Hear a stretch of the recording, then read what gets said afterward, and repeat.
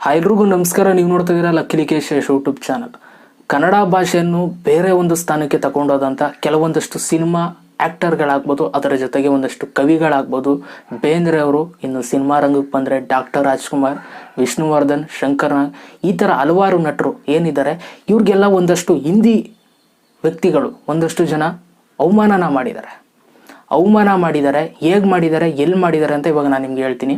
ಒಂದು ಅಪಾರ್ಟ್ಮೆಂಟಲ್ಲಿ 90% ಜನಗಳೆಲ್ಲ ಹಿಂದಿ ಭಾಷೆಯವರಿದ್ದಾರೆ, ಇನ್ನು 10% ಜನಗಳು ಕನ್ನಡದವರಿದ್ದಾರೆ. ಕನ್ನಡದವರೆಲ್ಲ ಸೇರಿಕೊಂಡು ಕನ್ನಡ ರಾಜ್ಯೋತ್ಸವ ಮಾಡೋದಕ್ಕೆ ಒಂದು ಸೆಲೆಬ್ರೇಷನ್ನ ಮಾಡ್ತಾ ಇರ್ತಾರೆ. ಒಂದು ಏನಂತಾರೆ, ಸೆಟಪ್ನ ಮಾಡ್ಕೊಂಡಿರ್ತಾರೆ. ಎಲ್ಲ ಒಂದು ಗೋಡಲ್ಲೆಲ್ಲ ಒಂದು ದೊಡ್ಡ ದೊಡ್ಡ ವ್ಯಕ್ತಿಗಳು, ಅಚೀವ್ಮೆಂಟ್ ಮಾಡಿರುವಂಥ ಸಾಧಕರು ಯಾರ್ಯಾರಿದ್ದಾರೆ ಆ ಒಂದು ಭಾವಚಿತ್ರಗಳನ್ನ ಮಾಡಿರ್ತಾರೆ, ಪೇಂಟ್ ಮಾಡಿರ್ತಾರೆ. ಬಟ್ ಇಲ್ಲಿ 90% ಹಿಂದಿ ಮೆಂಬರ್ಸ್ಗಳು ಏನಿರ್ತಾರೆ ಅವರೆಲ್ಲ ಸೇರಿಕೊಂಡು ನೀವು ಕನ್ನಡ ರಾಜ್ಯೋತ್ಸವ ಮಾಡೋ ಹಾಗಿಲ್ಲ ಅಂತ ಅಂದ್ಕೊಂಡು ಆ ದೊಡ್ಡ ದೊಡ್ಡ ವ್ಯಕ್ತಿಗಳ ಭಾವಚಿತ್ರ ಏನಿದೆ ಅದಕ್ಕೆಲ್ಲ ಮಸಿನ ಬಳಿತಾರೆ. ಓಕೆ, ಮಸಿನ ಬಳಿತಾರೆ. ಸೊ ಈ ಥರ ನಮ್ಮ ಒಂದು ದೊಡ್ಡ ದೊಡ್ಡ ವ್ಯಕ್ತಿಗಳೇನಿದ್ದಾರೆ, ನಮ್ಮ ಮೇನ್ ಪಿಲ್ಲರ್ಗಳೇನಿದ್ದಾರೆ, ಇವ್ರಿಗೆಲ್ಲ ಅವಮಾನನ ಮಾಡಿದ್ದಾರೆ. ಸೊ ಒಂದನ್ನ ತಿಳ್ಕೊಳ್ಳಿ, ನೀವು ಯಾರಿಗಾದ್ರೂ ಒಂದು ವ್ಯಕ್ತಿಗೆ ಅವಮಾನ ಮಾಡಬೇಕು ಅಂತಂದರೆ ನೀವೇನು ಸಾಧಿಸಿದ್ದೀರಾ ಅಂತ ಮೊದಲು ನೋಡ್ಕೊಳ್ಳಿ. ಓಕೆನಾ, ನೀವೇನು ಅಚೀವ್ಮೆಂಟ್ ಮಾಡಿದ್ದೀರಾ ಜೀವನದಲ್ಲಿ, ಏನಾದರೂ ಮಾಡಿದ್ದೀರಾ ಬದುಕಲ್ಲಿ ಅಂತ ನೀವು ಮೊದಲು ನೋಡ್ಕೊಳ್ಳಿ. ನಾನು ಎಲ್ರಿಗೂ ಹೇಳ್ತಲ್ಲ, ಕೆಲವೊಂದಷ್ಟು ಹಿಂದಿ ವ್ಯಕ್ತಿಗಳು ಯಾರು ಅವಮಾನ ಮಾಡಿದ್ರೆ ಅವ್ರಿಗೆ ಹೇಳ್ತಾ ಇದ್ದೀನಿ. ಅದನ್ನು ವಿಡಿಯೋ ಬೇರೆ ಅಪ್ಲೋಡ್ ಮಾಡಿದ್ದೀರಾ, ಆ ಮಸಿ ಬೆಳೆದಂಥ ವಿಡಿಯೋನ ಅಪ್ಲೋಡ್ ಬೇರೆ ಮಾಡಿದ್ದೀರಾ, ಏನು ಸಾಧಿಸಿದ್ದೀನಿ ಅಂತ ಅಪ್ಲೋಡ್ ಮಾಡಿದ್ದೀರಾ. ಆಮೇಲೆ ಡಾಕ್ಟರ್ ರಾಜ್ಕುಮಾರ್ ಅವರ ಭಾವಚಿತ್ರಗಳಿಗಾಗ್ಬೋದು, ಒಂದಷ್ಟು ಕವಿಗಳಿಗೆ ನೀವು ಅವರ ಒಂದು ಫೋಟೋಗಳನ್ನ ನೀವು ಹಾಳು ಮಾಡಿದ್ದೀರಾ, ಮಸಿ ಬೆಳೆದಿದ್ದೀರಾ. ಏನು ಮಾಡಿದಾರ? ಡಾಕ್ಟರ್ ರಾಜ್ಕುಮಾರ್ ಥರ ಏನಾದರೂ ನೀವು ಅಚೀವ್ಮೆಂಟ್ ಮಾಡಿದ್ದೀರಾ? ಎಂತೆಂಥ ಸಿನಿಮಾಗಳನ್ನ ಮಾಡಿದಾರೆ ಗೊತ್ತಾ? ಅವ್ರು ಮಾಡದೇ ಇರುವಂಥ ಕ್ಯಾರೆಕ್ಟರ್ಗಳೇ ಇಲ್ಲ. ಇವಾಗ ನಿಮಗೂ ಕೂಡ ಒಂದು ಸಿನಿಮಾ ಚಾನ್ಸ್ ಕೊಡ್ತೀನಿ ಅಂತ ನಾನು ಬಂದರೆ ಮುಂದಕ್ಕೆ ನೀವು ಅವ್ರ ಥರ ಆ್ಯಕ್ಟ್ ಮಾಡೋಕ್ಕಾಗಲ್ಲ. ಅದನ್ನು ತಿಳ್ಕೊಳ್ಳಿ. ಅವ್ರು ಏನು ಆ್ಯಕ್ಟ್ ಮಾಡಿದ್ದಾರೆ, ಅವ್ರು ಏನು ಕ್ಯಾರೆಕ್ಟರ್ಗಳು ಮಾಡಿದ್ದಾರೆ, ಆ ಕ್ಯಾರೆಕ್ಟರ್ಗೆ ನೀವು ಹೊಂದಾಣಿಕೆನೇ ಆಗಲ್ಲ. ಅಷ್ಟು ನಿಮಗೆ ಮಾಡೋಕ್ಕೆ ಬರಲ್ಲ ಅಂತಲೇ ಹೇಳ್ಬೋದು. ಸಿನಿಮಾದಲ್ಲಿ ಚಾನ್ಸ್ ಕೊಟ್ಟರು ಕೂಡ ನಿಮಗೆ ಸಾಧಿಸೋಕ್ಕಾಗಲ್ಲ ಡಾಕ್ಟರ್ ರಾಜ್ಕುಮಾರ್ ಅವ್ರ ಥರ. ಆದರೆ ನೀವು ಸಾಧಿಸಿರೋರಿಗೆ ನೀವು ಅವಮಾನನ ಮಾಡ್ತೀರಾ. ಒಂದು ವ್ಯಕ್ತಿಗೆ ಅವಮಾನ ಮಾಡೋದು ತುಂಬ ಸುಲಭ ಕಣ್ರಪ್ಪ.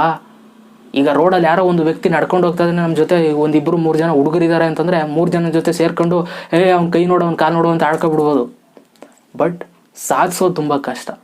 ಓಕೆನಾ, ಯಾರೋ ಒಂದು ವ್ಯಕ್ತಿ ಸಾಧಿಸಿದ್ದಾರೆ ಅಂತಂದರೆ ಅವ್ರಿಗೆ ಒಂದು ಮರ್ಯಾದೆ ಕೊಡಿ.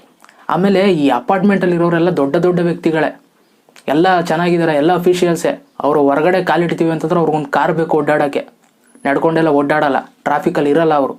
ಜಸ್ಟು ಟ್ರೈನು, ಫ್ಲೈಟು ಇದರಲ್ಲೇ ಓಡಾಡೋದವರು. ಯಾಕೆಂತಂದರೆ ಜೀವನ ಸಿಂಪಲಾಗಿ ಮಾಡ್ತಾಯಿದ್ದಾರೆ, ಅಫಿಷಿಯಲಾಗಿ ಮಾಡ್ತಾಯಿದ್ದಾರೆ. ದುಡ್ಡು ಬರುತ್ತಲ್ಲ, ದುಡ್ಡು ಬಂದ್ರೇ ದುರಂಕಾರ ನಿಮಗೆ ಅಲ್ವಾ? ದುಡ್ಡು ಬಂದ್ರೇ ದುರಂಕಾರ. ಅಷ್ಟೆಲ್ಲ ಓದ್ತೀರಾ, ಸೆನ್ಸೇ ಇಲ್ವಲ್ರ ನಿಮಗೆ? ಅಷ್ಟೆಲ್ಲ ಓದ್ತೀರಾ, ನಾಲೆಡ್ಜ್, PhD ಅದು ಮಾಡ್ತೀವಿ ಇದು ಮಾಡ್ತೀವಿ ಅಂತ ಏನು ರೂಮ್ಗಳಲ್ಲಿ ಇಷ್ಟು ಬುಕ್ ಇಟ್ಕೊಂಡಿರ್ತೀರ, ಏನು ಪ್ರಯೋಜನ? ಸೆನ್ಸೇ ಇಲ್ವಲ್ಲ. ಬುಕ್ ಓದೇನು ಪ್ರಯೋಜನ? ಬುಕ್ ಓದೆಲ್ಲ ಜೀವನ ಮಾಡೋದು. ಜೀವನದಲ್ಲಿ ಇಳಿದು ಜೀವನ ಮಾಡಬೇಕು. ಜೀವನ ಪಾಠ ಕಲಿಸುತ್ತೆ ನಿಮಗೆ. ಬುಕ್ಕು ಜಸ್ಟ್ ನಿಮಗೆ ನಾಲೆಡ್ಜ್ ಕೊಡುತ್ತೆ. ಅಫ್ಕೋರ್ಸ್ ನೀವು ಓದಲೇಬೇಕು, ನಿಮ್ಗೊಂದು ನಾಲೆಡ್ಜ್ ಇರಬೇಕು. ಈಗ ಏನೋ ಒಂದು ಸಿಸ್ಟಮ್ ಮೇಂಟೈನ್ ಮಾಡ್ತೀವಿ, ಸಿಸ್ಟಮ್ನ ನಾವು ಉಪಯೋಗಿಸ್ತೀವಿ ಅಂತಂದರೆ ನಾವು ಅಲ್ಲಿ ಕಲ್ತಿರಬೇಕು, ನಾಲೆಡ್ಜ್ ಇರಬೇಕು ಅಲ್ವಾ? ಅದಕ್ಕೋಸ್ಕರ ಓದಬೇಕಷ್ಟೇ.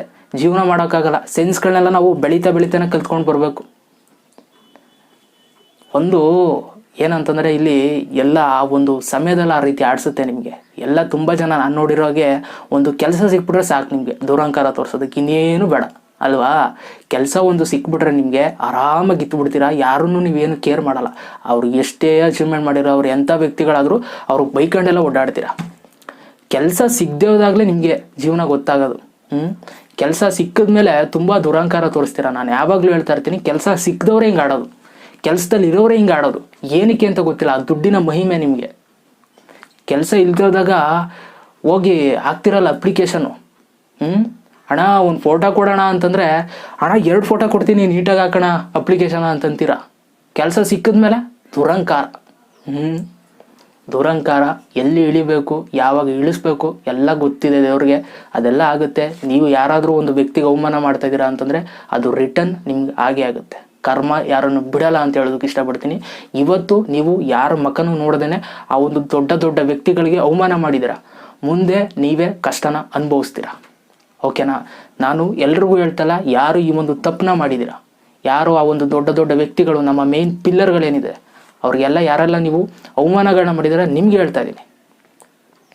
ಮೊದಲು ಇಲ್ಲಿ ಕರ್ನಾಟಕಕ್ಕೆ ಬಂದಿದ್ದೀರಾ, ಇಲ್ಲಿ ಜೀವನ ಮಾಡ್ತಾ ಇದ್ದೀರಾ ಅಂತಂದರೆ ಇಲ್ಲಿ ಸಂಸ್ಕೃತಿ ಏನು, ಆ ಭಾಷೆ ವ್ಯಾಲ್ಯೂ ಏನು ತಿಳ್ಕೊಂಡು ಜೀವನ ಮಾಡಿ. ಓಕೆನಾ?